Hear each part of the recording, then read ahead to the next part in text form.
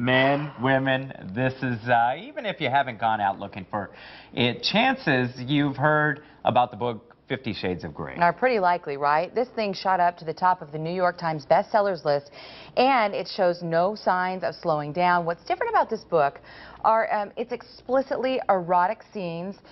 And that has left us wondering, especially in our newsroom yesterday afternoon, what is it about this book that's so intriguing?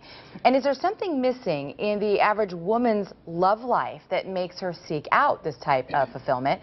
And to help us answer some of these questions today are a couple of doctors. Oh, yeah. Dr. Deborah Wickman and clinical psychologist Dr. Shannon Chavez from SheMD, a medical practice focused solely on women's sexual health in Gilbert. Thank you very much both for joining us. Hi, thanks for having us. What is the popularity of this book? I mean, more than 2 million copies have been sold in a record amount of time. What is this saying about women?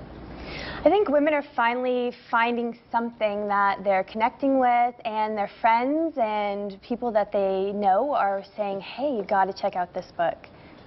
And that being said, I mean, there's a lot surrounding this book, and if you delve deeply into it, it's the, as Kaylee just mentioned, it's the sexual erotic scenes that are illustrated in this book that come out. What is it about women that they're so attracted to this and they're intrigued? Well, we know from functional MRI studies and ultrasound studies that the areas of the brain that light up when we read erotic fantasy or have those kind of erotic thoughts actually translate into increased vaginal and clitoral blood flow. So one results in the other. Yeah. Right, 30 to 45 minutes of it. Can be any type of romance novel. It doesn't necessarily have to be erotic literature, but it actually increases arousal. So bibliotherapy, or recommending this type of reading, can really help women's sexual functioning.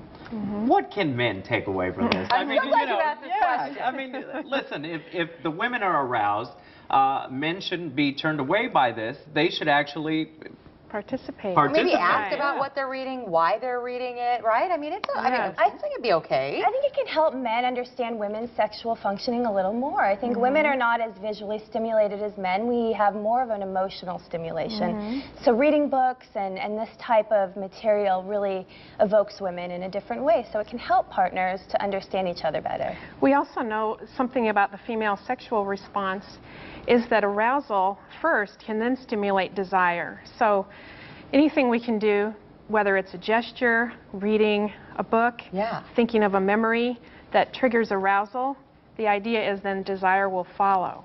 You know, and what's so interesting about this, and I would imagine we have some men and women watching this morning, if you've got kids or you're running, you know, from work to get the kids to practice. You know, a lot of times we don't make time for each other. So hopefully, at least just engaging in a conversation like what we're talking about can maybe reignite that spice in the bedroom. Absolutely. They're reporting that 74% of women have increased romantic activity with their partners after reading this type of material. But to bring it full circle, there is bondage in this book, and this book is actually, you know, it's getting criticized as well for this. But what was interesting to me to read about last night online is that a lot of these acts are being played out in many bedrooms. What does that say about women?